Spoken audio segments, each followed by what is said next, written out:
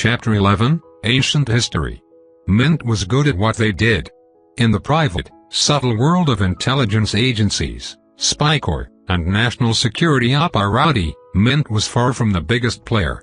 They recruited fewer members, had a large suite of automated spy works, and did very little by means of traditional, person-based spy work. Instead, Mint operated as the high-tech counter to the Earth Alliance's own spycraft agencies, of which there were many.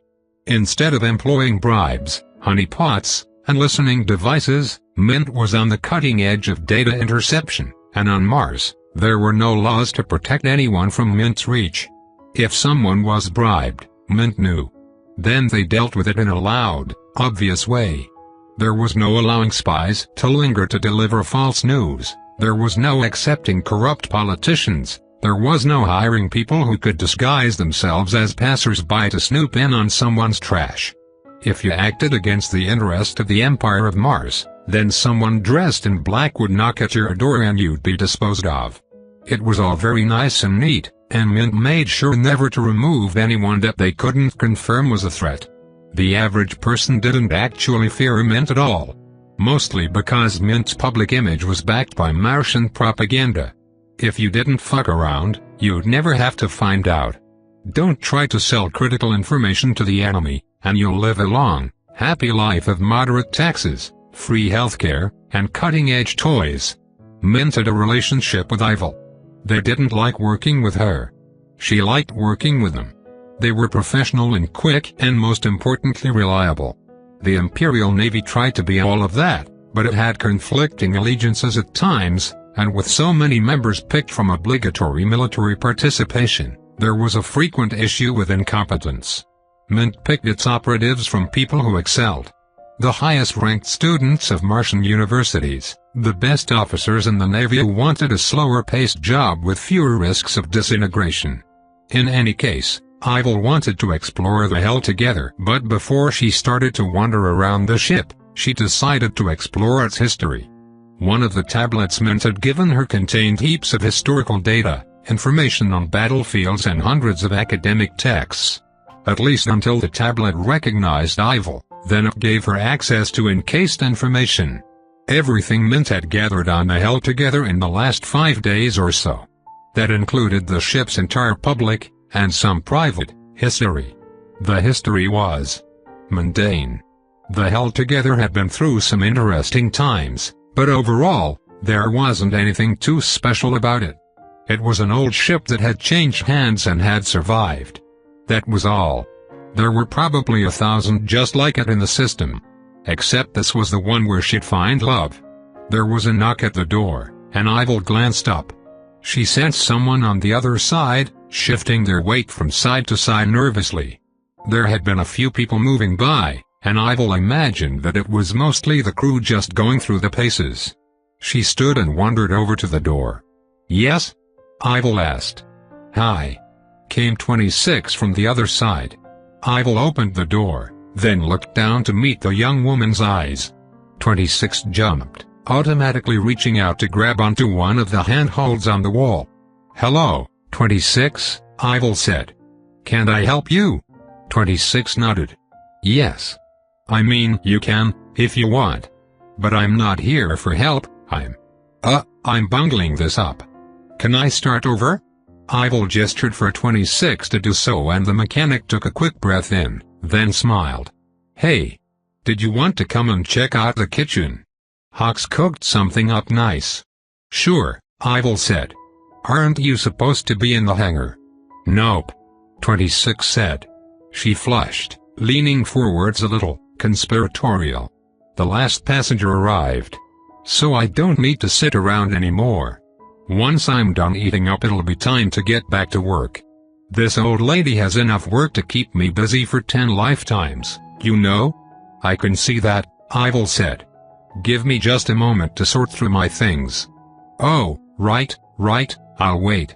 Right here," 26 said before pushing back and away from the doorway.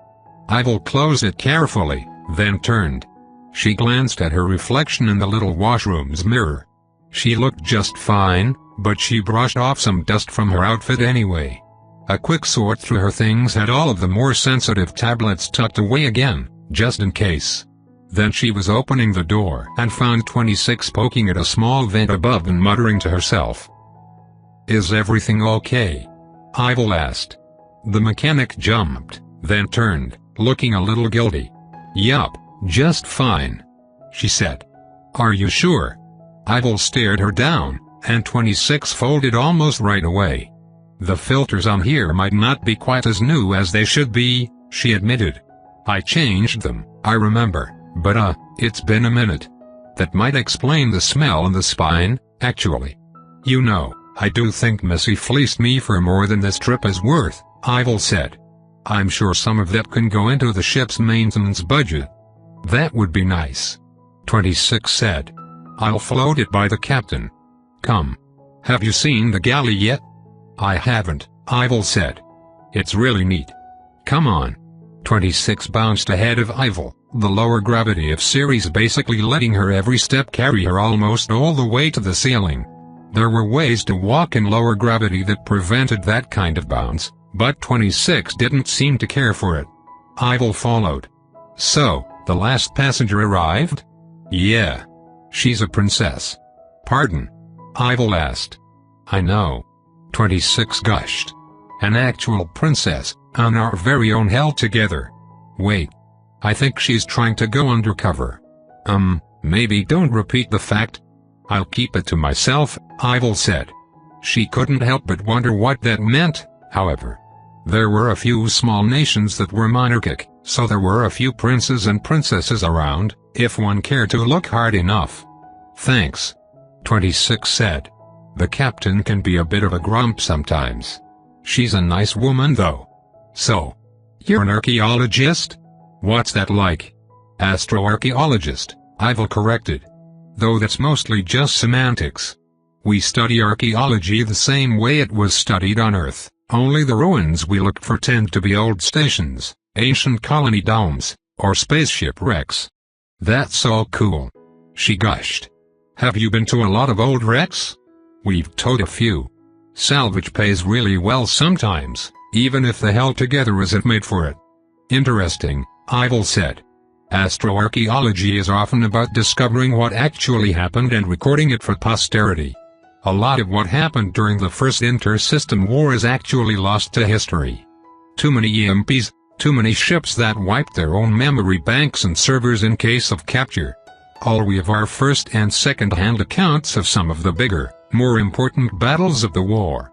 Especially those past the belt." "That makes sense," 26 said. "That's a cool job." "Thank you," Ivil said. "How long have you been a mechanic for?" "Ever, basically." "Have you ever been on Saturn?" "I've flown by," Ivil said. "It's rough out there. Titan's nice though. My family's all made up of ringers." Which meant that they lived within Saturn's rings. There were some 3 dozen small moons within the ring that were all large enough to build colonies.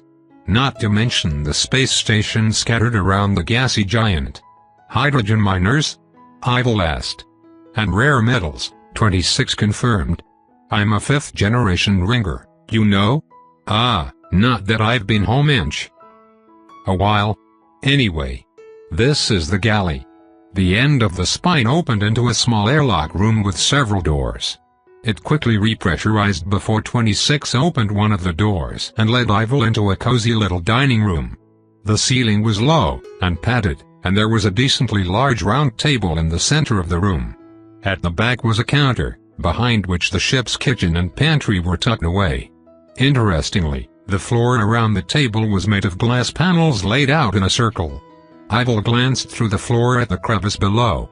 The view wasn't all that nice, mostly gantries and the robotic arms designed to capture and move ships around, but the very idea of looking through the floor was interesting. "That's original," 26 said. "One of the few fully original bits left on this old gallons that's really nice sometimes, when we're in deep space. The only other view out of here is in the cockpit, and you can't really just sit around there to watch, you know?" The dining room table was glass as well, which Ivil supposed only made sense. "It's an interesting design feature," she said. "It's one of my top 26 favorite spots." 26 said with a laugh. Come on, you've got to try Hawk's cooking. He does miracles. Chapter 12, Dinner Time. Humans needed to eat. It was right up there with the needs to drink, sleep, defecate and fuck. So it came to be that in space, where space itself is ironically a premium and where people are packed and tighter than sardines in a can, things like food need to be made in such a way as to take up as little room as possible. The solution to this existed already. MREs contained everything that a soldier needed to keep going.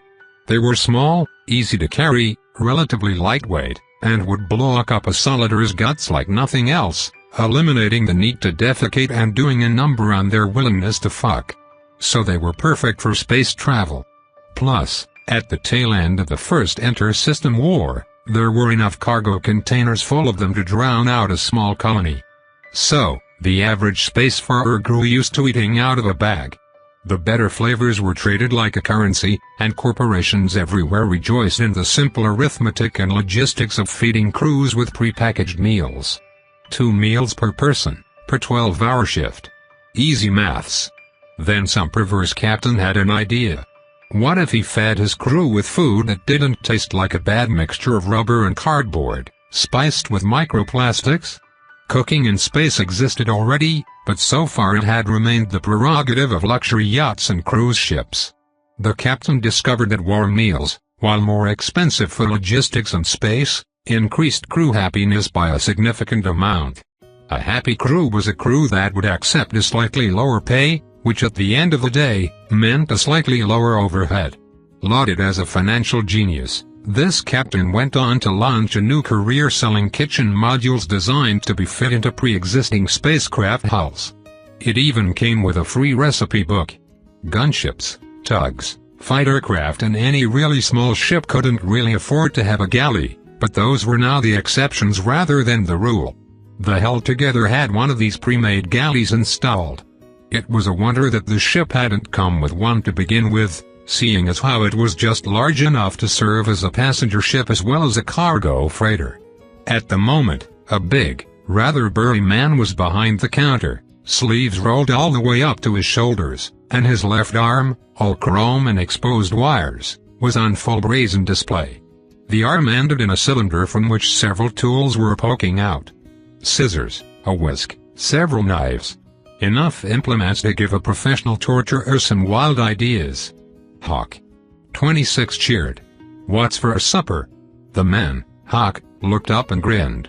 He had probably been handsome once, Ivil admitted, but age did as it usually did and had turned him into more of a grizzled old man than anything else. Nothing too special. Got some fish sabakport and some authentic Korean sauce imported from Earth. Get ready for something spicy. 26's eyes went wide, and she even clapped her hands excitedly. Ivil took a deep breath through her nose, and had to admit that whatever Hawk was cooking, it smelled nice. Spicy and sweet in equal measure. You're one of our passengers? Hawk asked, gesturing at Ivil with a whisk, then a knife, then a rotating spoon. I am, Ivil said. I'm Ivil. I take it you're the ship's cook? Cook, cleaner, sometimes comms officer, Hawk said. On a ship this small you can't just do the one thing. Everyone needs to pitch in a hand to help. He waved his missing limb. I sure did. Ha!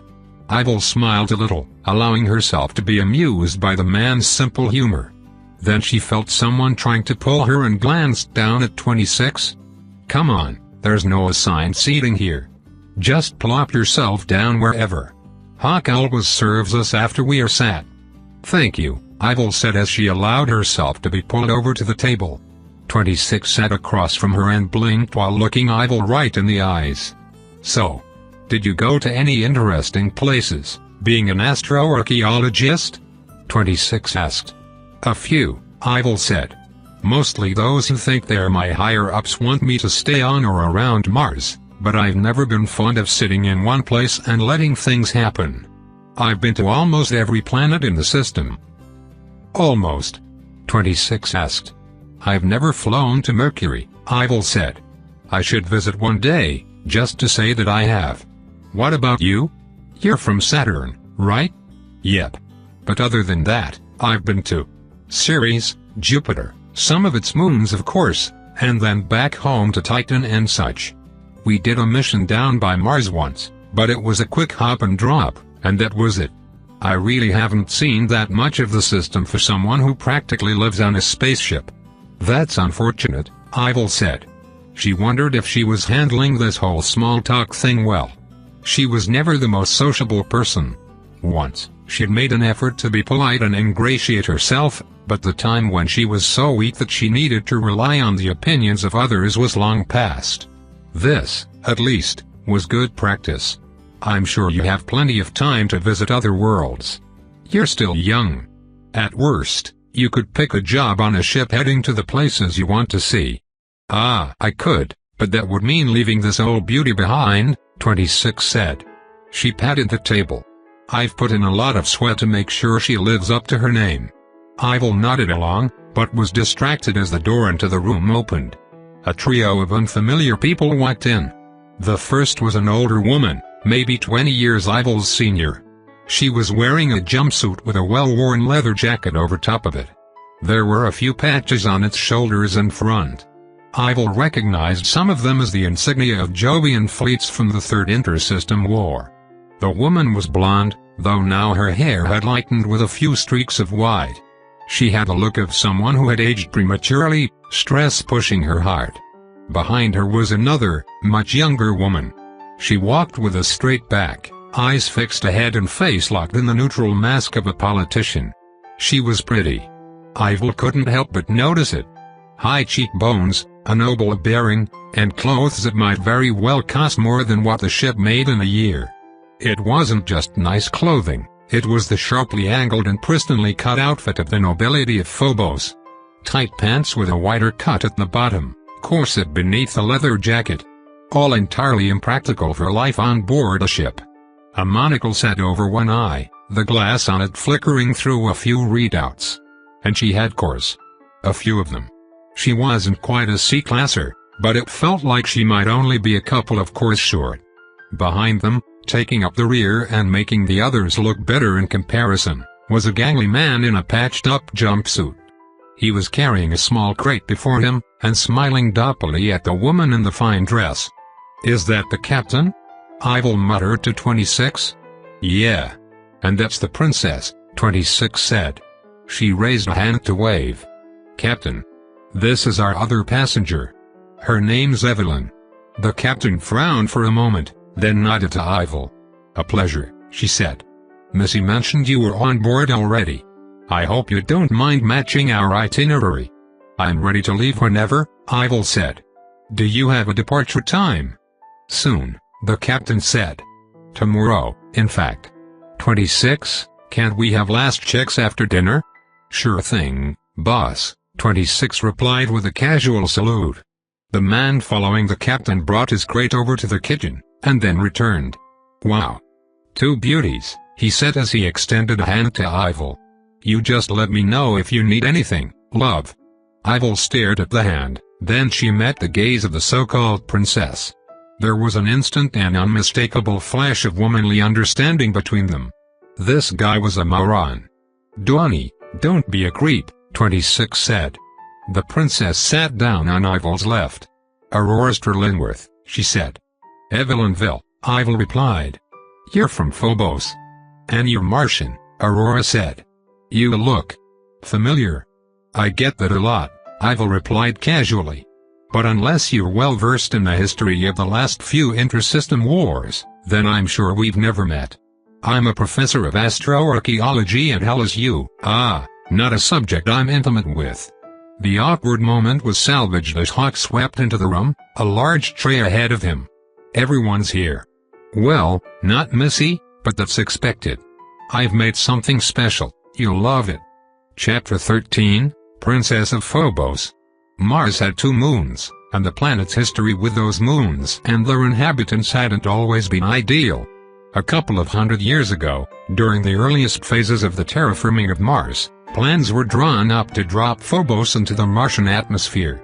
The inhabitants of Phobos protested violently. The first and only Martian war lasted 19 hours and cost 4,000 lives and billions of dollars before cooler heads prevailed and a bigger catastrophe was averted.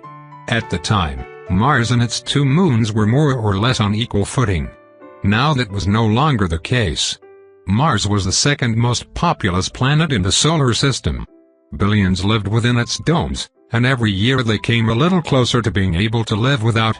The moons hadn't lingered too far behind, of course.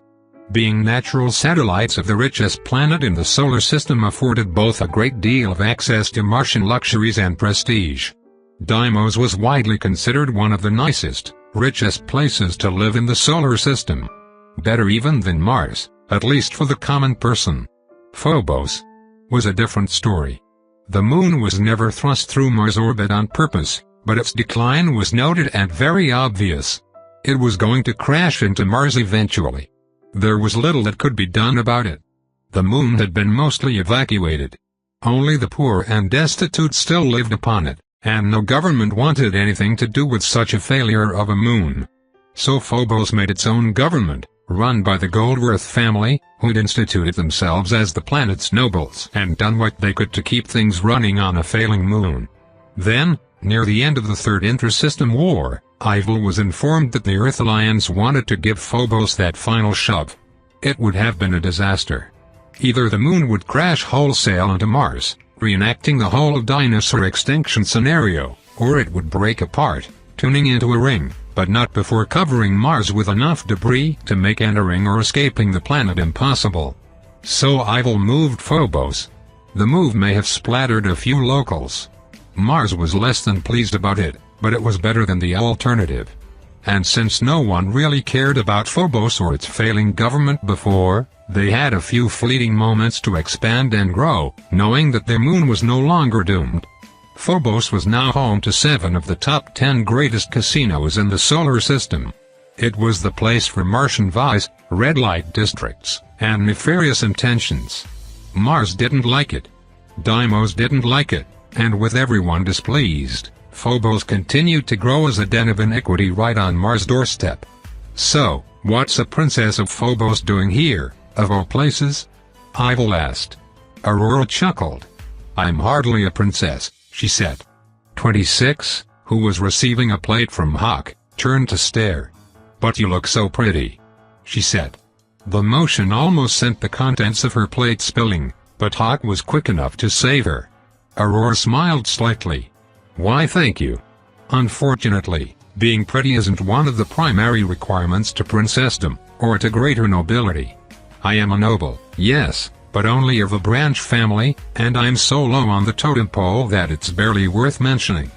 As for why I'm here, the Held Together is the only ship departing to where I want to go in a timely manner. The captain nodded as she passed Hawk her plate. You were lucky. I was very much tempted to slip away like all of the others when news about that Martian fleet broke out. But we were in the midst of refueling and half the Fullers decided to run for it. We're stuck, then? Ivil asked. No. The bosses whipped the idiots back in line. We're topped up, and at a discount, the captain said. And it doesn't look like the Martians want to blow Ceres apart. Not that I'd entirely blame them if that's what they were here for. Hey now, Hawk said. I have family on this rock. And only half the locals are pirates, thieves, or scoundrels. Ivil raised her plate as Hawk came around, and the chef plucked it from her, filling it with what looked like some sort of pasta with a meaty sauce.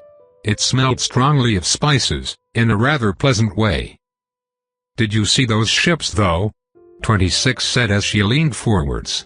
They are so pretty. I always thought they were weird, Donnie said. His attention was fixed on Hawk as the chef came around to Aurora. I think they're quite nice, Ivil said as she started to pick through her meal. None of it was exactly high-class stuff. Everything had come out of a can or a box, but it was put together nicely, and she imagined it was fairly calorie and vitamin-dense while being very palatable. Martian ships are almost all designed with aesthetics in mind nowadays, Aurora said. Which is something I can appreciate. The older ships were utilitarian, but hardly nice to look at. Black flying bricks, my father calls them. The newer vessels are much sleeker. Did you see that super dreadnought though? 26 asked. Hard not to, Donnie said through a mouthful of grub. Damn thing is huge. Huge but beautiful, 26 said. I wonder how many people are on it. The complement numbers should be publicly available, I would think, Ivil said. Or at least rough estimates of them. I can't imagine a ship with such a large crew won't have a few leaks. The Martians are good about plugging those, Aurora said. She poked at her food with the end of her fork, then shrugged and chopped a piece off to eat it. This is quite good, Mr. Hawk. Pleasure to hear it, Hawk said with a little bow. He reached the end of the people that needed serving, then made 2 plates before plating the tray with the leftover in the center of the table. Feel free to serve yourselves seconds. I'm going to bring Missy hers. Donnie, touch my plate and you're on dishes duty for a month. You're not the captain, Donnie said with a grin. Donnie, touch his plate and you're on dishes duty for a month, the captain said. She wasn't even looking, her attention focused on a small tablet scrolling through lines of text. Are you securing our departure window? Ivil asked. The text had dates and times on it, from what she could tell. I am. The exodus has mostly calmed down now. I'm hoping crevice control won't give us trouble as we leave. It would be very much like them to slow everyone down just to be able to charge for a few more hours in berth. It's going to be really chaotic here once that big Martian fleet leaves, 26 said. Lots of ships rushing back all at once. I'm counting on it, the captain said. No one's going to be trying anything piratical while that fleet's sitting so close to Ceres. The Martians won't respond to non-Martian distress calls, Aurora said. They might, Ivil said. Not out of a sense of national pride, but because of sheer practicality. There are a lot of captains itching to do something in that fleet, I bet. Escorting a star dreadnought is probably boring work. Some of them would jump at the opportunity to hunt down some pirates. That would be nice, 26 said. I don't like pirates. They are so... They never pay well. We've been able to avoid them so far, the captain said. It helps that the Hell Together isn't a desirable target. Why is that? Aurora asked. The captain gestured around herself. She's home, but she's old. Pirates make their money grabbing cargo and stealing ships, sometimes by grabbing hostages. A ship like this? It won't come out of a fight in any condition to be resold, and our cargo capacity's nothing special. None of the crew are worth taking as hostages. Ivil didn't miss that the passengers might be worth the trouble. Then again, if a pirate knew that she was on board, would that increase or decrease the odds that they'd try something? She'd made her share of enemies. In any case, Ivil decided that she didn't care too much. If pirates came around, they'd be taken care of. What interested her more were the people in the ship with her now. Who was she supposed to love here? Was her soulmate even here, or was it someone she would meet once they arrived near Callisto? She eyed the people around the table. The captain was mysterious. She hadn't even gotten a name from her yet.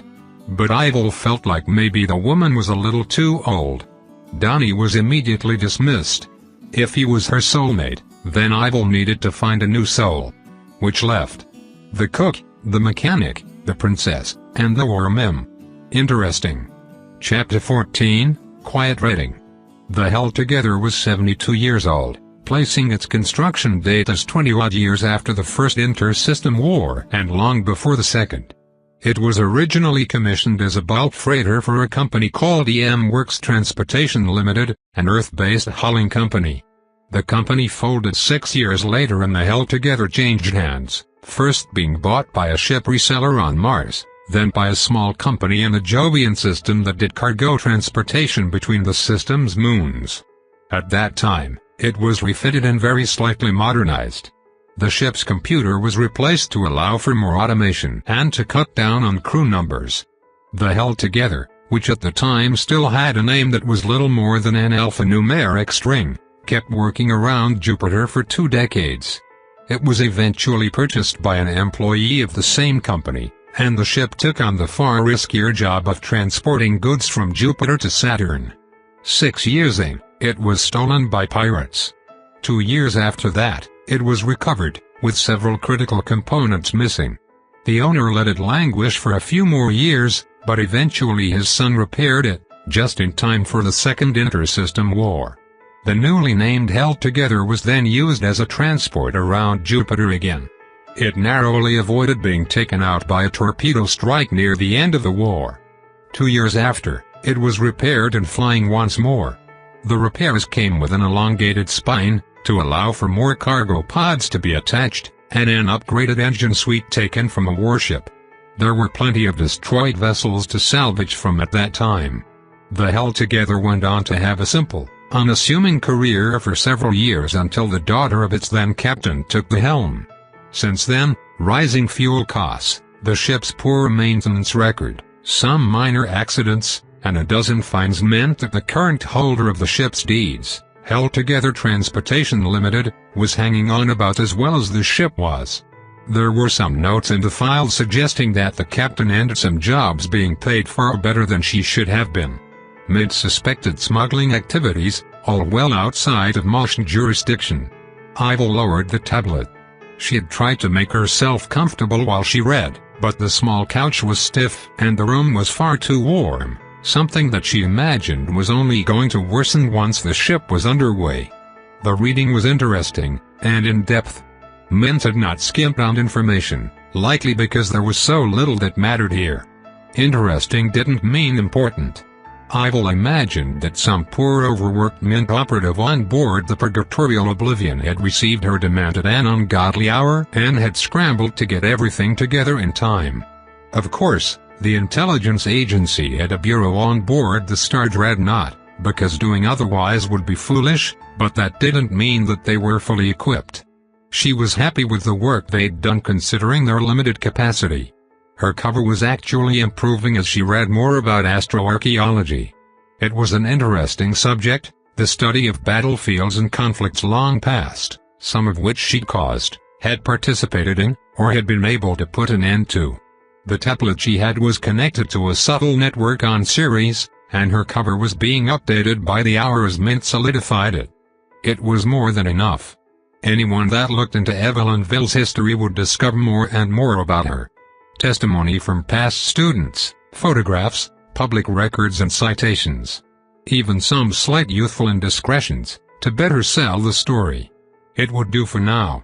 Ivil knew from her extensive research on matters of romance mostly via soap operas that communication was of paramount importance in matters of love. It was to love what logistics were to war. The night passed relatively quickly as she read up on a history of the ship and of her cover story. Then she indulged herself in catching up to her favorite soaps with a small tub of ice cream she had acquired from the mess. The Held Together was surprisingly eerie at this time, when everyone was asleep. Of course, Ivil only made passing note of that eeriness. She did not give in to fear. She gave fear to others. And also, on occasion, stole their ice cream. The ship came alive around 7 in the morning, ship time. Ivil felt someone moving through the ship. Not Aurora. That woman's course would make her movement far too easy to read. Someone else. She changed from her jumpsuit into another, similar one, donned the same jacket, then adjusted her hair to give the illusion that she'd showered and redressed. She also made a mental note to waste a small amount of water, otherwise her lack of use of the plumbing might raise suspicions. Slipping out of her room, Ivil turned towards the only person awake on the ship besides herself and discovered Missy working along the spine. The woman paused, staring right at Ivil for a moment. Her makeup was freshened up, and she looked exactly as unamused as Ivil remembered. "Good morning," Ivil said. "Hey," Missy replied. "You're up early." "I sleep little," Ivil said. "And I think I'm travel-lagged still." Missy nodded along, then slipped past Ivil. "There's coffee," she said. "Actual coffee?" Ivil asked. "No. But it's brown and warm and has caffeine," Missy said. Coffee, real coffee, was one of the system's greatest luxury items. There were some that were very adamant that coffee was the cause of the first intra-system war. Though Ivil wasn't so sure if that was entirely true. "Are you an early riser as well?" Ivil asked. Missy made a dismissive gesture. "I get first shift," she said. Ivil supposed that made as much sense as anything. Someone needed to man the ship around the clock, and the captain couldn't be awake at all hours. As first mate, that naturally fell upon Missy's shoulders. "So, anything exciting planned for today? Other than our lunch?" "Not too much," Missy said. "I'm hoping this'll be a regular run, though it already feels off." Ivil followed the former warming into the mess where Missy beelined for the kitchen where a coffee dispenser sat. She started to fill a zero-gravity sippy cup with something which was, in fact, brown and warm, and smelled like caffeine. "Off how?" Ivil asked. "2 clients outside of our usual budget for that kind of thing. Plus a third this morning. We do passenger stuff sometimes, but it's usually a dozen clients at a time. Workers or civilians moving from one place to another. Rarely some middle-classer that doesn't want to pay for an expensive trip. Now?" Missy looked at Ivil. "You and the princess?" Ivil leaned back a little, then nodded. "I suppose that it is unusual. Though I am flying with something of a budget. It's just not my money to burn. If it helps, I don't have any ill will towards the Hell Together or anyone on its crew. Well, perhaps Donnie." Missy cracked a smile. "He is a bit of a dick. Spent, and I kid you not, 6 months trying to flirt with me before he caught on." "Is he like that with everyone?" Ivil asked. "Only women," she said. "Ah." Ivil wondered if an accident could be arranged. "Not with 26, though," Missy said thoughtfully. "I think he has a sister about her age. So he teases her a lot instead, but no flirting. Which is good, because Hawk would beat his ass if he did, then I'd space him." Ivil nodded along. That was entirely reasonable. "So, you think I'm strange? Strange in a good way?" Missy chuckled. "I guess it can't hurt. You know, where I was raised, being strange was considered attractive." Ivil perked up at that. "Really?" "Yeah. One of the reasons I moved out." "You wound me," Ivil said. Missy grinned. "Come on. You can't be all that strange, Miss Professor from Hellas." Missy pushed a warm sippy cup into Ivil's hands as she moved past. "Gonna go to the hangar. The next guest should be arriving any minute now." "Are they strange as well?" Ivil asked as she looked at the cup. "Can't get stranger," Missy said. "They are an Adeptus Ancilla." Ivil watched Missy go, then took a small sip from the cup. It was vile. She grimaced and set it aside, then started after Missy. She had nothing better to do, and besides, maybe this next passenger would be the one? She wasn't so sure about that. An Adeptus Ancilla would be trouble. Actually, it might be enough to blow her cover, so being there to greet them would be even better. She might be able to plug a gap right away. There were few people, after all, as annoying as fanatics. And there were few fanatics as fanatical as the tech maids of Mars. Chapter 16, Spectre. People who had cores could call themselves whatever they damned well pleased. Still, there were certain conventions.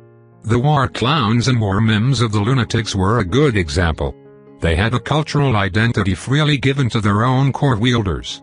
Outside of that context, civilians with cores often tried to avoid any specific labels, while soldiers with cores tended to have their own categorization. On Mars, they called the core wielders of the military Valkyries. A Valkyrie was the reaping angel of Mars. Not just a soldier with superhuman abilities. They were the best. They kicked ass, took names, chewed bubble gum, and they never, ever, lost. At least, that's how the propaganda went. The truth was that each Valkyrie was hand-picked from the most talented individuals in the Martian military apparatus, then given training that would make an Olympic athlete look like a lazy underachiever. This produced the best possible candidates to receive a core and become part of the Army's backbone of hyper-elite combatants. They were few in number, but that didn't matter when they were just better. Sonic Spectre must, therefore, have been pretty damned good. B-classers were uncommon enough already. There were probably only a few dozen in the Martian Navy. Ivil was keeping that in mind as she pinned the helpless Valkyrie to her room's door. Sonic Spectre was utterly outclassed, sure, But she was also not even trying to fight back. Her powers, those shifts in reality that had made her look so jittery, would have been perfect to escape this situation. For about a fraction of a second before Ivil caught her again. But Sonic wasn't trying anything of the sort. The emotionless doll mask shifted slightly to meet Ivil's gaze. "I'm following orders from High Command," she said. "The brass sent you?" Ivil asked. There was a slight shift, a nod. "They are concerned about your actions. Though, to be perfectly honest, I volunteered for the position. It was me or a deep government operative, and I thought that I would be a better option." Ivil loosened the hold, very slightly. She didn't quite let go, however. "You might compromise my mission." "I aim to do the opposite," Sonic replied. "I'm here to assist you. This mission came with two parameters. To ensure your safety, and to assist you in your task. High Command has no idea what the task is, do they?" Ivil asked. Sonic shrugged faintly. "They don't. But it's you?" Ivil supposed that much did make sense. She had a well-cultivated reputation for doing what she thought was best, and often she was right about it. Certainly, her idea of what was the best action to take was sometimes politically unpopular, or caused a significant increase in casualties, but it also often led to success. With a sigh, Ivil pulled back. "You might as well leave," she said. "This mission won't be helped by your presence." "Ma'am?" Sonic asked. "I'm aware. You are without a doubt the most powerful person in the system. But if you would be so kind as to tolerate me, I'll be certain to not stand in your way as you do whatever your mission is." "Are you so certain? You still don't know what that mission is?" Sonic shrugged. "Theories range from you preventing a fourth inter-system war, to you causing the next, to you wanting a vacation." All wrong," Ivil dismissed. "Besides, you might give me away with the disguise of yours." "I'm actually a practicing member of the Adeptus Ancilia," Sonic replied. "Though I have placed my military service ahead of my religious beliefs, as befits a Martian Valkyrie. I know enough of the rights and beliefs of the tech maids that I can certainly pass myself for one." Ivil hummed. The options here were simple enough. Kick the woman off the ship, or keep her here. "If you will stay, then you'll be changing command chains," Ivil said. "Pardon?" Sonic asked. "Yes, I think that's a fantastic idea," Ivil said with a nod to herself. "If you want to stay, then you'll be working for me." "I can do that, yes. If it would assist you." "Good. Your first task is to write a letter of resignation to the Admiralty. I won't have you splitting loyalties, and if you resign, then none of their orders will be able to supersede my own." It was a hard ultimatum. Valkyries might have been powerful and even well-loved members of the Martian elite, but their service and training didn't come freely. One of the larger costs was a lifetime of indoctrination and a hard loyalty to the brass. They were not so secretly terrified of another Ivil rising through the ranks. Of course, that sometimes meant that loyalty was prized more than competence. It was a fault Ivil was aware of, but it didn't make the military suffer so much that she cared to fix it. Sonic took a long moment to think things through, then she nodded. "I will," she said. "If that's what's required of me, then I will." Ivil was, reluctantly, impressed. Obviously the brass would overlook such a thing. It would be a black mark on Sonic's record, but there was probably a fresh medal or commendation that would come with it as soon as she rejoined the military after this incident. It was still a hard move for Sonic to take, and spoke well of her character. Loyal to the point of being disloyal if that was the best option. It wasn't entirely contradictory, but it did take some thinking to see it. "Fine then," Ivil said, finally letting Sonic free as she stepped back. Sonic adjusted her dress, then bowed her head a little to Ivil. "I'm at your service, ma'am. What would you have me do? Are you gay?" Sonic froze. No? Are you certain?" Ivil asked. "Bisexual, maybe." "I'm not that either, ma'am," Sonic replied. I am not currently in a relationship, but I'm mostly attracted to men." "Are you certain?" Ivil asked. That mostly might have been carrying a lot of weight. I'm entirely certain. May I ask how this is relevant? No. Very well, Sonic said. Ivil eyed Sonic up and down, then shrugged mostly to herself. This mission is classified, she said. I understand, ma'am. My clearance rating is blue, Sonic replied. This is classified ultra-cosmic, Ivil said. Sonic stared. I wasn't aware that the classification system extended beyond a color range, ma'am. Obviously because you don't have a clearance level high enough, Ivil said. If you violate this level of secrecy you will cease to exist. Mars will put all of its efforts into removing every trace that you ever existed. Your parents won't remember you. Every friend, lover, colleague, business partner, the person at your favorite restaurant that remembers your order. Everyone will completely fail to remember you.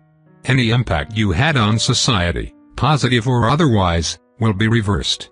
You will cease to matter on a level that most cannot comprehend. Sonic likely lacked the biology to swallow, but Ivil still had the impression that the Valkyrie had done just that. And then, while your existence is being erased, you will be made to suffer unimaginably. Obviously, the goal of the torture will be purely academic at that point, but it's a principle that matters. Of course, ma'am, Sonic replied. She was doing a good job of not sounding faint. Ivil crossed her arms. Good. The goal of this mission is for me to find love. Sonic stared.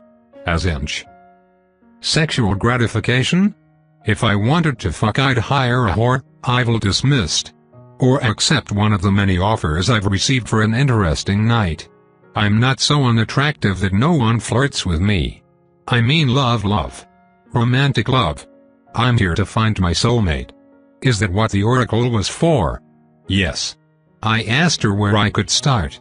This ship was her answer, Ivil said. You commandeered an Imperial fleet, to fly to the far end of the system, to ask an oracle. About your love life? Is that judgment I hear? Ivil asked. Permission to be honest? No. No judgment, ma'am. Ivil raised an eyebrow. I would hope not, especially not with your new duties. Sonic straightened. Ma'am. You have orders for me? Yes. Congratulations, you've been promoted from. What was your rank? Captain. From captain to wingwoman, Ivil said. I hope you can serve me well in that position, wingwoman Sonic Spectre. Sonic almost saluted. Her arm started to raise before it stuttered to a stop as years of Navy training ran into the realities of her current situation. I'll do my utmost, ma'am, Sonic said. On that note, are you aware of who the, target is? No, actually. I have a short list of suspects on board the Hell Together. I suspect the first part of this operation will mostly involve discovering who the primary target is. Hopefully you will be able to assist me with that as well. I'll do my best, Sonic said. She did salute this time. Chapter 17, Poster Girl. The process of undocking a ship to a station or small planet was similar, in many ways, to the process of an aircraft taking off on Earth. That is to say, it was exceptionally complicated, and the average idiot still thought that if they were put behind the pilot's yoke, they'd manage to figure it out.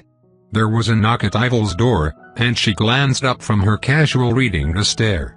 The weight and feel of the person on the other side meant that there was really only one person it could be. 26? Standing, Ivil discarded the tablet she had been picking through and moved to the door to open it. Yes? She asked. 26 glanced up and met her eyes, then grinned. Hey. Just wanted to let you know, we have permission to take off in 10. Oh. Ivil asked. Thank you for letting me know. Is there anything I should do? 26 nodded. Stow away anything loose. And I do mean anything. If you need to use the washroom, now's the time. There are plenty of horror stories of someone using the head when their ship needed to go through maneuvers. We'll also be out of Chura's gravity well pretty soon after we leave. With our initial acceleration, you might feel like you're being pulled in two directions, so that might be a little confusing. Neither of those directions will be towards the floor, which makes it worse. Thank you, Ivil said. I think I'll manage. 26 smiled, showing off 2 rows of very slightly crooked teeth. No problem. We'll be slipping out of as gravity well, then accelerating. I think the captain wants to go for a hard burn, so everyone will have to meet up in the cockpit. Ivil nodded. A ship of this size couldn't afford multiple crash seats for everyone. In that case, it only made sense to concentrate them all in one place. 26 squirmed a little, and Ivil paused. Is something wrong? Oh. No, I was just counting. I'm going to have to be the odd one out. What do you mean? Ivil asked.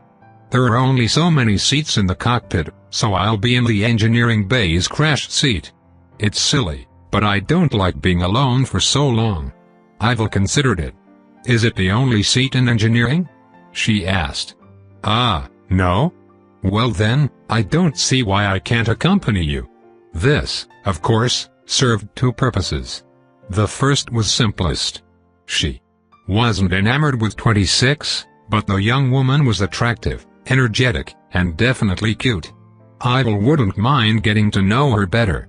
The second purpose had more to do with Ivil's reaction to high-G maneuvers. Which was to say, she didn't have one. The kind of sudden change in movement that a ship, even the fastest of space fighters, could do was so little that it didn't really affect Ivil. She would have to make a conscious effort to pretend to be impacted. Fewer people around would mean fewer chances that anyone would notice her if she slipped. I'm a little curious about this ship as well. Most of the time when conducting astroarchaeology, we work with ancient wrecks. This ship is older than some case study vessels, and yet it's still flying. 26's eyes lit up. I'd love to show you around. If it's old stuff you want, there's a lot to show you. Ivil smiled right back. Let me put things away. It'll just take a moment. It really didn't take long. She hadn't unpacked much, so all she needed to do was secure her few belongings in one of the cubbies and then she was done. I'm all yours, she said. 26 blinked, then laughed. All right. Come on. I don't think you've seen engineering yet. They slipped out of Ivil's room, and almost immediately ran into Aurora exiting her own room. Hello, Lady Aurora, Ivil said. Missville, Aurora returned. She glanced over at 26. Miss. 6? Ha. Actually, 26 is my full name. I don't really have a first or a family one. But Miss 6 is fine. Forgive me, then, Aurora said. I'm heading to the bridge to prep for maneuvers. Are you doing the same? We're going to crash in engineering, 26 said. I wanted to show Evelyn some of the hell together that no one gets to see. I see, Aurora said. She gave Ivil a look that Ivil had no hopes of deciphering. Well, you two enjoy yourselves. We will, 26 said. Ivil slid to the side to let Aurora pass. She had the impression that there was some degree of miscommunication there that she hadn't caught on to. Ivil supposed that was the price to pay for not being as direct and concise with her once as she usually was. 26 reached back and grabbed Ivil's hand before pulling her forwards. It's this way, she said. At the end of the corridor, towards the rearmost section of the ship, was a small ladder leading upwards with padded rungs. 26 scampered up and into a small dark passageway, with Ivil following at a more sedate pace. We have interior access to all 3 primary drive engines here, and 2 of the fuel bunkers, 26 said. And I have a small engineering room, of course. It's basically where I spend most of the day. It's a little tight, Ivil said as she squeezed past some pipework. Oh, yeah. That's from the retrofit. The engines aren't designed for this kind of ship, so their access and exterior connections run right through some of the bulkheads. They are smaller than the old engines, but a lot more complicated. It means I'm never out of work to do. Job security by means of glaring inefficiency? I think I can sympathize. 26 half-turned and blinked at Ivil. Your job has that kind of problem too? You'd be surprised, Ivil said. She followed 26 up to a door. The mechanic shoved it open then froze at the threshold. There was a room here, and it did indeed have 2 crash couches. One of them had its belts wrapped around a few packages, The chair was a flat surface and had therefore been turned into temporary storage, as chairs often were.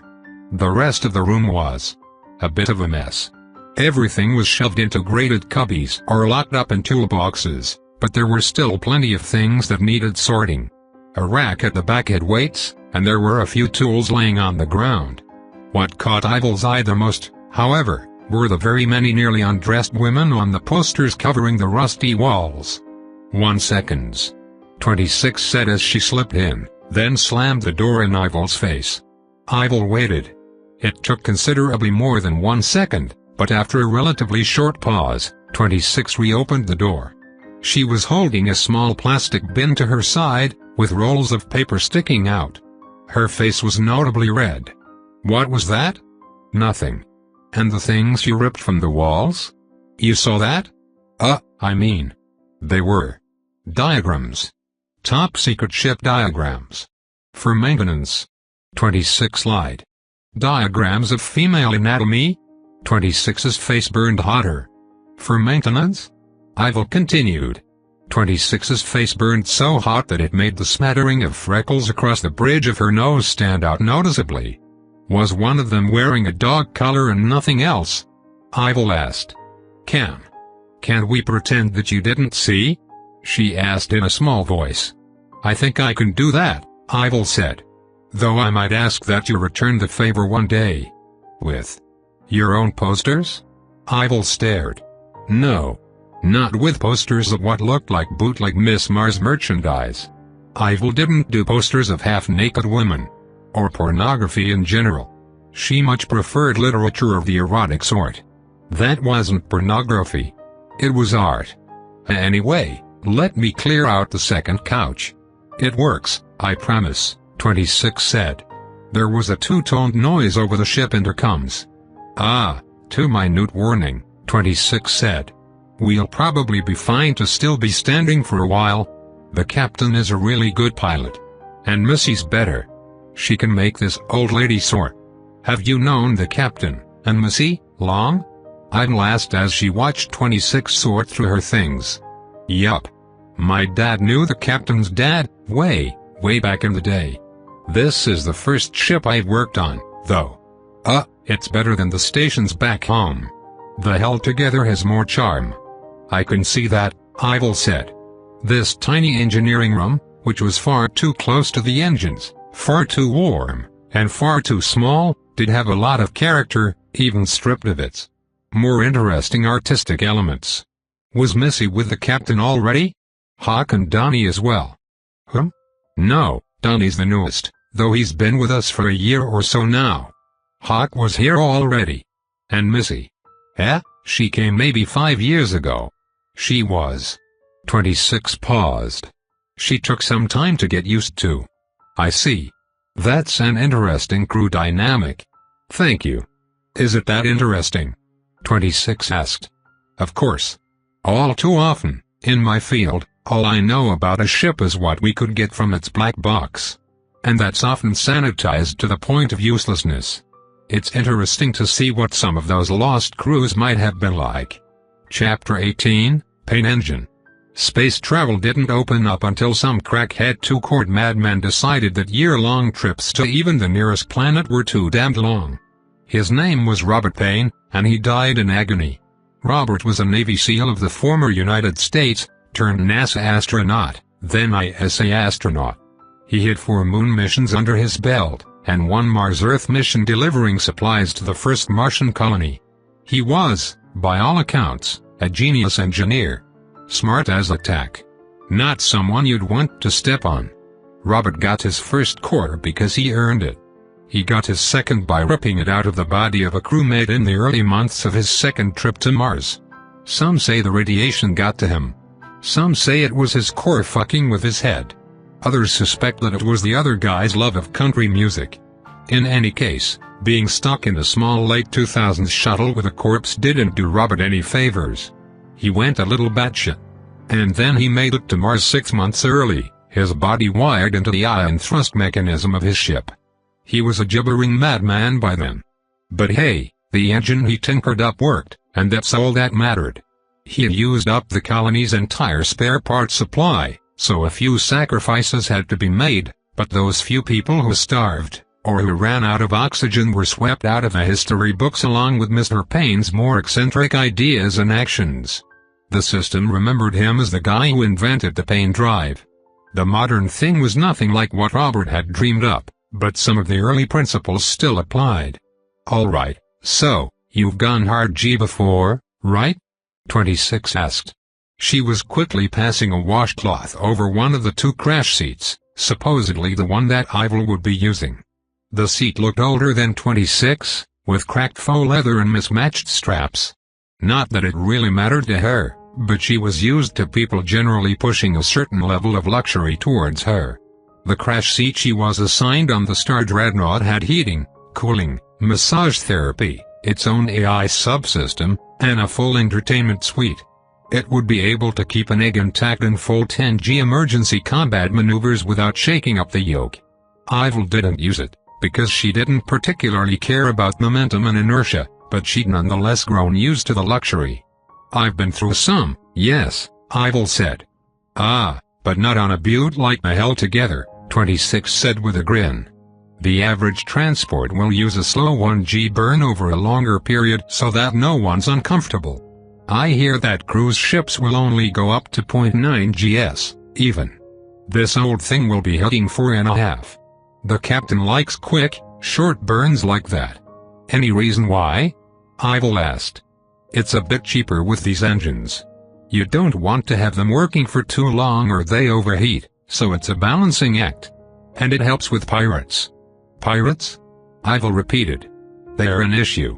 Not if you're big, heavy, look like you're not worth the trouble, and are burning fast and hard," 26 said with a grin. "Don't worry about them. We hardly ever get any issues with pirates. Besides, big Martian fleet, right?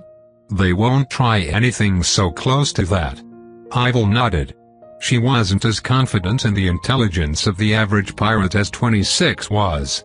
Opportunists would often see things that others missed. And often see things that others knew were dumb fucking ideas, then they'd do that anyway.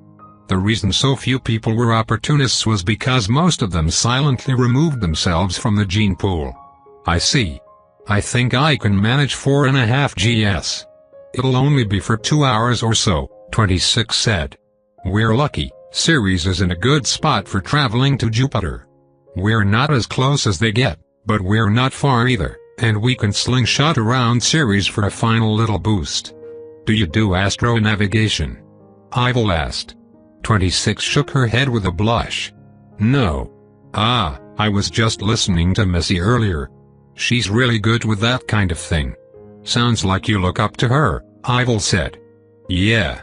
She's like a hot older sister." "Hot?" Ivil asked. 26's blush deepened. You misheard." "I see," Ivil said. She held back a bit of a smile. 26's lack of self-control wasn't something Ivil would ever accept in herself, or in a subordinate, but it was still strangely endearing. "All clean," 26 said as she stepped back. Ivil wasn't sure if she'd claimed the same. The seat was still cracked and covered with old stains, but it would do. A tone sounded across the ship, and 26 jumped. "Gotta stow the last of my stuff, 1 second. Get yourself sat down in the meantime, I'll help with the straps."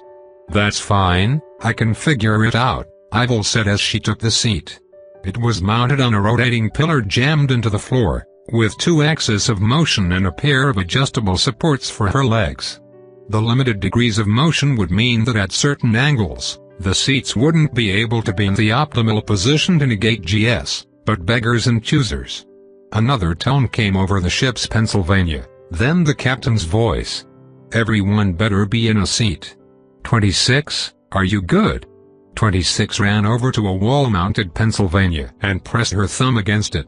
"We'll be in a minute, Captain," she said. "Can you check on our passenger?" "We've got an empty seat up here," the captain said. "Miss Vil is delaying us." "Ah, no, Captain, she's here, in my extra seat. We're all good. Gimme 2 to check on her and get into my crash couch and we'll be ready." "Received," the captain said. "We're unhooking in 5." 26 raced around the room, tossing the last few loose items into crates, then locking those up. Finally, she tugged down a pair of screens from the ceiling and fixed them into place above her seat. "All right," 26 said as she buckled herself with one hand. The other was reaching out towards the screen, which was at arm's length for her, and tapped a few prompts. One of them lit up with a camera feed of the ship's exterior, with more feeds along the bottom. The other opened to a diagnostics page, several small boxes with scrolling information that 26 scanned with ease. She slipped on a microphone, one with a thin tiara that locked it in place around her head so that it wouldn't fly off the moment they moved. "Captain, Engine 3's being itself again, don't let Missy throttle her too much." If there was a reply, Ivil didn't pick it up as the Hell Together shifted. Being stuck in an inclined seat like this reminded Ivil of being at a dentist in all the worst ways. She tilted her head to the side and watched as the Hell Together was slowly pushed out of its berth by a long, telescoping arm. Once the ship was out of the intersection of the hangar, the large clamps holding it in place came loose. At the same time, the Hell Together's maneuvering thrusters kicked in with a rumble that Ivil felt through the seat.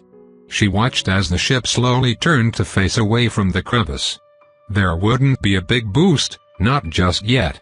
They were both too close to the station and too close to the traffic around Ceres, which was still busy, even with the Martian fleet hanging out nearby. The fleet was a large, obvious blip on the Hell Together's IFF scans, but then, so were some 100-odd other ships all within a few thousand kilometers. "Here we go," 26 said. The Hell Together's engine came online fully, and the ship lurched forwards. Not too quickly, but definitely in a jarring, uncomfortable way. Ivil kept an eye on their relative speed. They were accelerating at a balmy 3.2 meters s2. Barely enough to inconvenience. "Huh, that's new," 26 said. Something crunched, then clanged. The sound traveled down the ship like something poking a stick into a metal fence while running by. "I'm assuming that's not supposed to happen?" Ivil asked. 26 said. "Well, I can't tell what broke, so I'm sure it's fine." "Thank you. I appreciate the reassurance. Are there spacesuits in this ship? Emergency ones?" 26 looked a little squeamish. "Not in here?" "Fantastic. Don't worry. She's going to live up to her name. Trust me." Ivil looked at the young mechanic, then nodded. "I think I will." It wasn't like she'd suffer much if things went catastrophically wrong. Probably. Though she wondered if she should go through all the trouble of saving the entire crew if a disaster did happen. One of them was her soulmate, after all. Almost far enough to light up the thrusters, and I'm reading. Greenish orange across the board.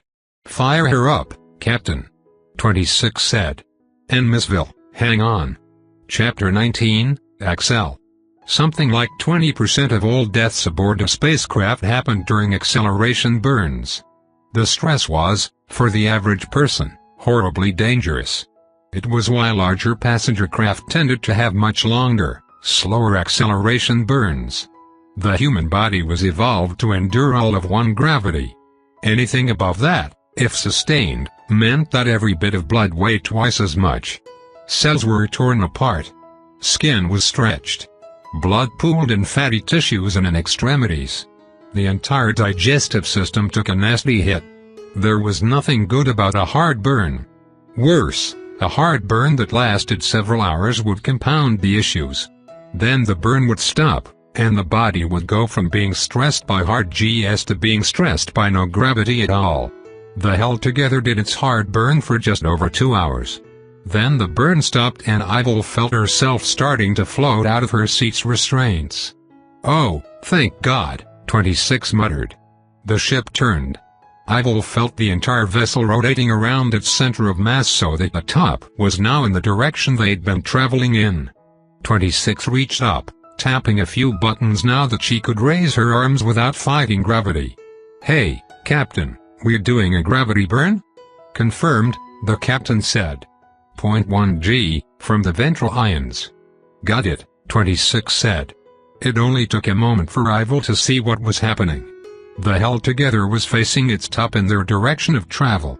The iron thrusters on its belly lit up, pushing them along faster. The amount of thrust they generated was a pittance, barely enough to accelerate the ship at all, but they were energy efficient, and most could run for days on end. The additional thrust pushing them up had the effect of making everything in the ship drop down. Every loose object that had started to float up came back down, but rather gently. "This is about a tenth of a gravity?" Ivil asked. "Yup," 26 said. She unbuckled herself, then sat on the edge of her seat. "It'll be enough to keep us accelerating, so we'll get there just a smidge sooner, at the cost of some noble gas. But that's cheap around Jupiter. And, we get acceleration gravity." She jumped off her seat. It took all of 3 seconds for her boots to touch the ground. "I suppose it's a decent luxury," Ivil said. "Too bad the ship's not designed to use the main thrusters for this." I know," 26 said. "I'm real envious of Martian ships, with all the thrust being down. It must be nice flying at 1G the entire time." "They don't," Ivil said. "The ships change acceleration all the time, to be as efficient as possible. It's actually kind of annoying." "Huh?" 26 said. She reached up to her chest, face contorting into something uncomfortable. "Hey, does heartburn make your breasts hurt too?" Ivil blinked. "What?" Never mind," 26 said as she shifted her shoulders and adjusted her stance. She eyed Ivil's chest for a moment, then shook her head. Ivil glanced down at herself. She had not considered that kind of issue in a while. "Just wear good support?" she tried. You say that, but do you have any idea how shitty underwear you can buy on space stations are?" 26 said. She shook her head, then she walked over to one of the cubbies and started searching for something. She found an elastic band, and soon her hair was tied up in a ginger ponytail, away from her face. "I suppose I haven't been so unfortunate as to have to deal with that," Ivil said. "You're lucky," 26 said. "Small boobs are an evolutionary advantage in this day and age, I swear." "Thank you," Ivil said flatly. Her uniform was designed to suggest more than what she had. It was a public relations thing. Though really, she never much cared for that and just wore whatever. Her current outfit was a lot less flatteringly padded. "Well, whatever," she said. Ivil didn't do self-image issues. "Yeah, it's not a big deal," 26 said. "Just annoying at the end of every burn, you know? Anyway, let's see what broke." 26 grabbed one of the screens and adjusted it so that she could read it properly from her standing position. She frowned, then sighed. "One fuel line to engine 3's acting weird. I think I heard a knock last time, but I was hoping it was my imagination." She tapped a few buttons, and a fuel consumption readout appeared. There was a small but consistent bumping in the line on the graph. "Yeah, that's not supposed to be there." "Is that an easy fix?" Ivil asked. "Nope." "Well, maybe. If it's just a seal then it's not that bad. Drain the line, open it up, replace the seal. 5, maybe 6 hours of work. If it's something less fun, then that'll be more work. I think I have everything I need to check the seal. If it's not that, then we'll have to see once we're fully stopped. I'm impressed that you can do that much while we're underway." "Oh, I'm really not supposed to. But we don't spend a lot of time in docks, so a lot of repairs need to be done on the road," she said with a shrug. 26 paused, then looked over to Ivil. She met her eyes for just a moment before glancing away. "Thanks, by the way." "For what?" "For listening. And staying here. I know you didn't have to. This kind of stuff isn't interesting for everyone." "It's fine," Ivil said. "Like I said, it's interesting to me." 26 smiled. It wasn't the smile Ivil had seen so much on her, the big almost goofy one. This was smaller, more private, somehow more genuine. "Well, thanks anyway. Maybe once we're around Callisto you can show me what your work's like. I'm not big on history, but I promise I'll listen." "I think I might like that," Ivil said. "But I think I should head out, for now. She had received a small ping. A message from Sonic Spectre, asking if Ivil had time to meet. Is that a pager? 26 asked. Her previously rather cute expression had twisted into something like horror. Ivil looked up from her pager. Yes? Why? 26 asked. Because a normal communications device would let people call me. This is better. 26 shook her head. I guess. Ivil got up from her seat. The light gravity made it easier to move around. It also made everything seem lighter. She felt strangely refreshed. She gave 26 a wave, which she returned. Then Ivil left the engineering room. She had a meeting to get to. Sonic had spent the burn with the others. It might have been enough time for Ivil's involuntary wingwoman to gather some news about the other potentials. Sonic Spectre was already waiting in Ivil's room when she arrived. Her door slid shut, and the room's soundproofing activated. Hello ma'am, Sonic said with a nod of her head. I think I might have gotten something. Oh? Ivil asked. I met with the people you were interested in. I managed to strike up conversations, get a bit of small talk going. Nothing too obvious. I think I can tell what each of them is like. I'm not sure how well it'll help you, but if nothing else, maybe you can use this to decide between the three of them. 4, Ivil said. I spent the burn with Miss 26. She's kind, cute, even. Sonic nodded, and shifted within the confines of her deep red maid's dress. There was a faint mechanical clinking sound at the motion. Miss Aurora is openly suspicious of me. Missy is also suspicious, but she's better at hiding it. Mr. Hawk was not. He was rather friendly. Interesting, Ivil said. She settled herself onto the edge of her bed and leaned forward. Please, go on. Sonic cleared her throat. Miss Aurora was very focused on her own business. I tried to talk to her, and she didn't really respond. It may be difficult to engage with her in the romantic way. On the other hand, Missy was friendly enough, but she's rather... What? She's rather reserved. I didn't learn anything about her that I wouldn't have known from talking to her for the first time. Mr. Hawk was just kind. He's a good conversationalist. Ivil nodded along, then narrowed her eyes. So, how will I determine which one is the right one? What do you plan on doing once you've discovered that? Sonic asked. Romance them to the best of my abilities, of course, Ivil said. Their enemies will burn, their ambitions will flourish, and I will sweep them off their feet with passion the likes of which the solar system is not ready to see. Sonic stared without speaking for some time. Yes, I'm certain it will work. Now, on the matter of discovery. I think perhaps it would be best to arrange it so that a maximum amount of time passes with you interacting with each candidate. As much time as possible. Even beyond the initial proposed length of this mission. Do you think that would be best? Ivil asked.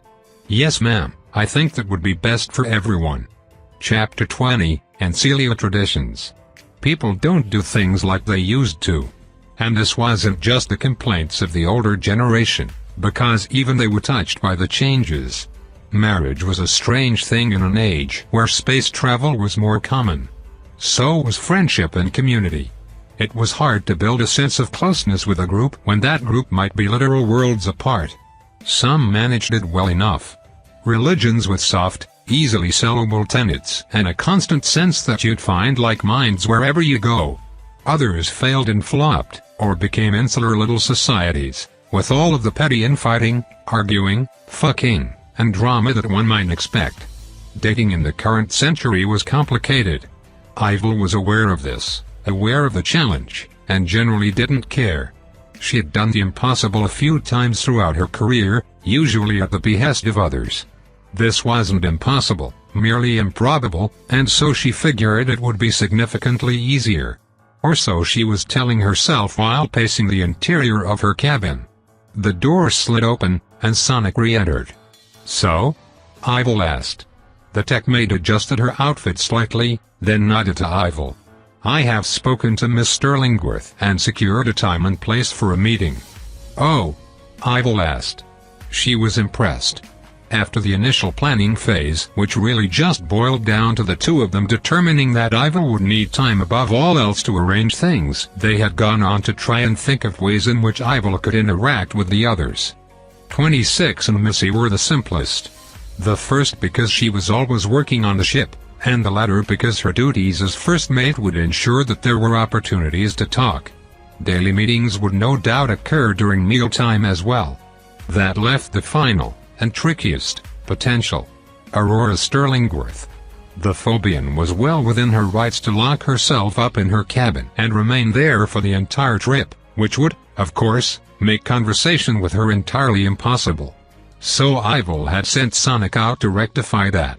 "What did you come up with?" Ivil asked. "Tea, ma'am."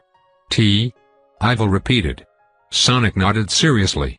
"A small course, to be served in approximately 2 hours. Including some small finger food from the kitchen.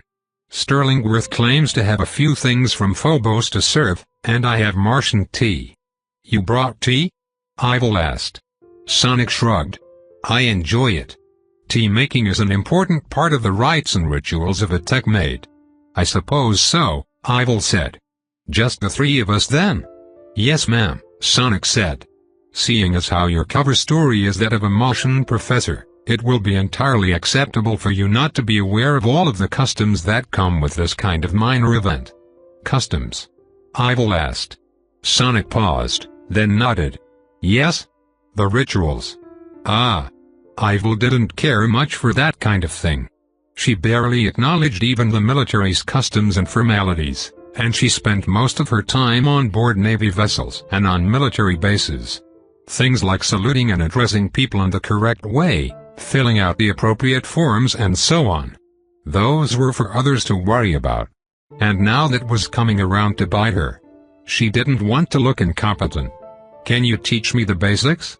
Ivil asked. "Certainly," Sonic said. Her clanging electronic voice was pitched up, faster.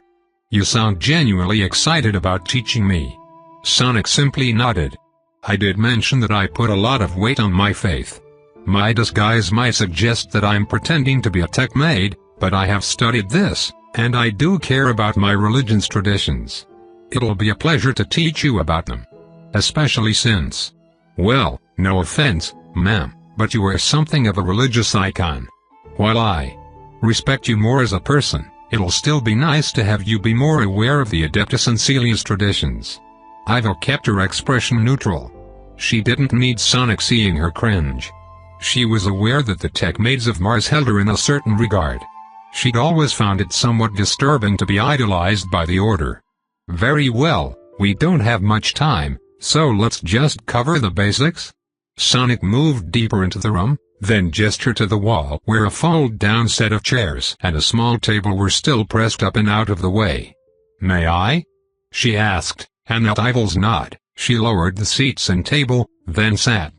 "Our rituals may seem somewhat arcane and bizarre from an outsider's perspective." "Yes," Ivil agreed. "But there are reasons for everyone. Some are shrouded in a small amount of mystery, and some are traditions which have evolved over time and whose true utility is questionable at best, but for the most part, all of the traditions of the Ancilia have a reason to exist." Ivil sat across from Sonic, gesturing for her to go on. "There are many tenets and traditions which I won't explain now, owing to how little time we have." "Do I need this background?" Ivil asked. "That is a fair question. I think that given the option between teaching you the mechanical part of the tea-making ritual, and teaching you the why behind it, I'd rather have you know and understand the underlying reasons for the ritual." "Ah, I see. I might not carry them out correctly, but at least I'll be acting in good faith. And it won't imply that I'm entirely aware of the Adeptus Ancilia's entire thing." "Exactly. It's better to have to act as someone unfamiliar but respectable, than someone who knows the ins and outs of a tradition. If quizzed, then you can honestly say that you're only acting out of respect, rather than admitting that your entire knowledge is limited on how to act during a single, peculiar ritual." "I understand. Go on," Ivil said. Sonic nodded. "The Ancilia exists to support people with cores, such as ourselves, And Miss Sterlingworth, and? Maybe Missy? Ivil nodded. She has a couple, she confirmed. I don't know what they are, but they're smaller, subtle. Good to know. In any case, the Ancilia supports core users in several ways. Originally by cleaning and picking up after the users, taking care of their technical needs, and providing information and technological resources. Hence, TechMaids. As the order grew into something closer to what it is now, those areas of support grew as well. Every ordained member of the order is taught the basics of psychology, especially with regards to the issues that a core user might have. Ah, Ivil said. So things like body dysphoria and the like. Dysphoria is common, especially as someone grows in power. Sonic gestured to herself, to her doll mask. Ivil doubted there was anything approaching a real face under that mask, and the way Sonic moved something hinted at how she might not even have a human form anymore. There are other issues. Narcissism is common, mood swings, difficulty connecting with peers and normal people. The tea-making ritual is designed to notice these issues before they fully form. So it's a psychological test? Ivil asked. Without the long chair and sterile environment of a psychologist's office, Sonic confirmed. It's also just a way to keep in touch and probe at difficult questions without seeming crass or rude about it. And it helps form connections between the members. The ritual itself gives everyone something to do, even if it's just observing the ritual itself and partaking, which keeps you busy and prevents some of the awkwardness that might be present otherwise. Within the order it's actually considered one of the best ways to meet someone. Romantically? Yes, Sonic confirmed. Or just casually, or professionally. The goal is to assess another's mental state, which as you can imagine, is important throughout most facets of life. Ivil nodded along. She was still uncertain of what this ritual looked like, but she supposed that Sonic wasn't entirely wrong when she said that knowing the purpose of it would help more than knowing the motions. Anything designed to help her learn more about one of her potentials, while interacting with them face to face, would be quite valuable. Dress code? Ivil asked. Business casual, Sonic replied. There's a certain standard of dress expected of a tech maid, but that requirement isn't extended to guests and others. Though I imagine that you wouldn't want to appear sloppy. No, of course not, Ivil said. She stood, then walked over to her luggage. Right. In that case, I think I have some business attire in here. That should do, Sonic said. I should head out and prepare the venue. We'll be having tea in the upper observatory room. I think it's technically the ship's server bank as well, but this is hardly a luxury ship with dedicated rooms for this sort of thing. We'll make do, Ivil replied. She was actually looking forward to this.